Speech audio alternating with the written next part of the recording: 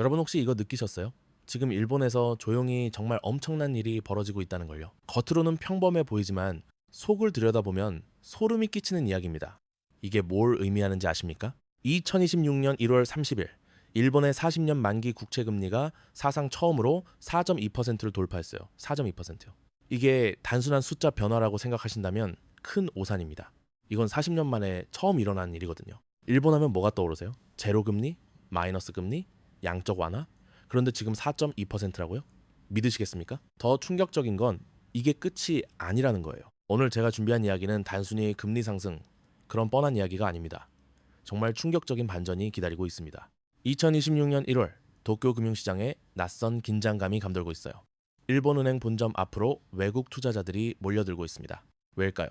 답은 간단해요. 돈의 흐름이 바뀌고 있거든요. 숫자 한번 보세요. 일본 10년 국채 금리는 4.265%까지 치솟았어요.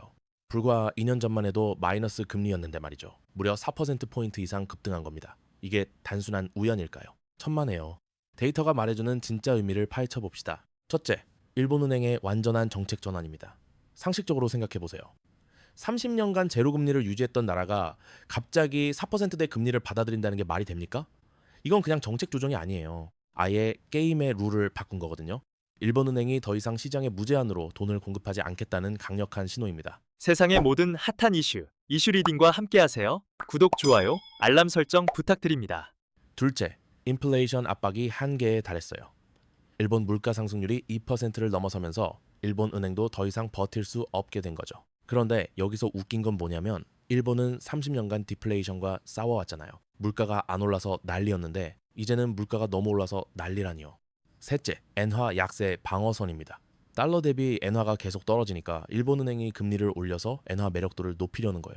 하지만 이게 과연 효과가 있을까요? 미국 연준이 금리를 동결하고 있는 상황에서 일본만 금리를 올린다고 해서 엔화가 강세로 돌아설까요? 각 포인트별로 보면은 왜 이런 결과가 나왔는지 명확해져요.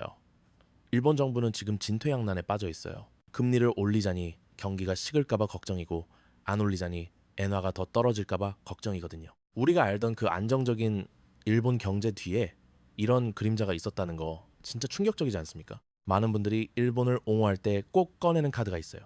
야, 그래도 일본은 기술력이 있잖아. 맞습니다. 하지만 여러분, 우리 조금만 더 깊이 들어가 봅시다. 기술력만으로 금융시장의 변화를 막을 수 있을까요? 지금까지 들으시면서 뭔가 수상하다는 느낌 받으신 분들 많으시죠?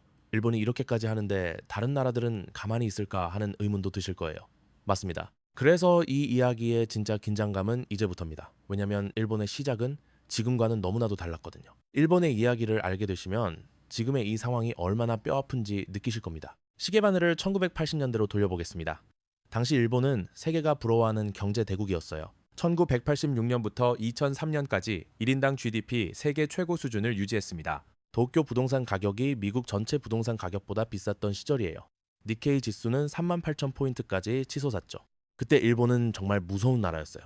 소니, 파나소닉, 도시바가 세계 전자제품 시장을 지배했고 도요타와 혼다는 미국 자동차 업체들을 바짝 긴장시켰거든요. 일본 기업들이 뉴욕 록펠러 센터를 사들이고 하와이 부동산을 쓸어 담을 때 미국인들은 일본 공포증에 시달렸어요.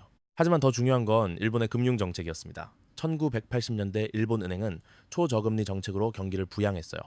돈이 넘쳐나니까 부동산과 주식으로 몰렸죠. 그때는 이런 정책이 성공의 비결이라고 여겨졌어요. 세계 각국이 일본의 경제 모델을 배우려고 했거든요. 1989년 12월 29일 니케이 지수가 사상 최고치인 38,957포인트를 기록합니다. 그날 일본 사람들은 자신들이 세계 경제의 중심이 됐다고 믿었어요. 미국을 넘어설 수 있다는 자신감이 하늘을 찔렀죠. 이게 바로 우리가 버블이라고 부르는 실체였습니다. 가짜가 아니었어요. 정말 그만큼 강력했거든요. 그런데 1990년 들어서면서 상황이 급변합니다. 일본은행이 갑자기 금리를 올리기 시작한 거예요. 2년 3개월 만에 금리가 3.5%포인트나 폭등했어요. 그 결과는 어떻게 됐을까요? 주식시장이 먼저 무너졌고 부동산이 뒤따랐습니다. 생전에 일본은행 관계자는 이렇게 말했다고 해요. 버블을 터뜨리려던 게 아니라 연착륙시키려던 거였다고요. 하지만 찬란했던 그 유산은 지금 2026년 현재 완전히 다른 모습으로 변해가고 있는 것 같습니다. 버블이 꺼진 지 36년, 지금은 어디에 서 있을까요? 그리고 지금 2026년 현재 그 정책 실험은 어디까지 진행됐을까요? 숫자로 확인해 봅시다. 일본의 40년 국채금리 4.2%는 1980년대 버블 시기 이후 최고 수준이에요. 미국 10년 국채금리 4.2 65%와 거의 비슷한 수준까지 올라온 거죠.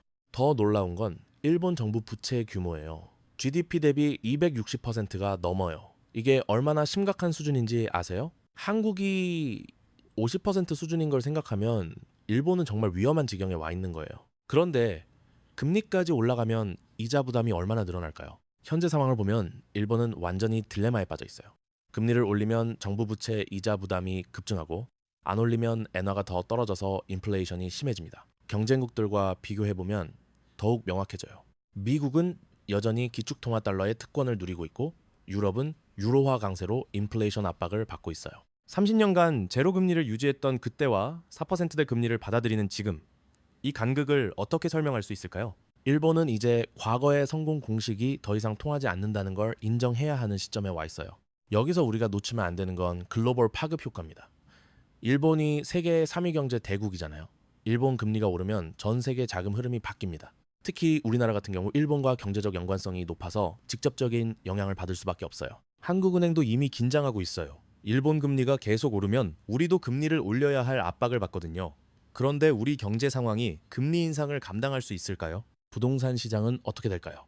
가계부채는 견딜 수 있을까요? 더 큰 문제는 이게 시작일 뿐이라는 거예요. 일본은행이 한번 금리 인상 사이클에 들어가면 쉽게 멈추기 어려워요.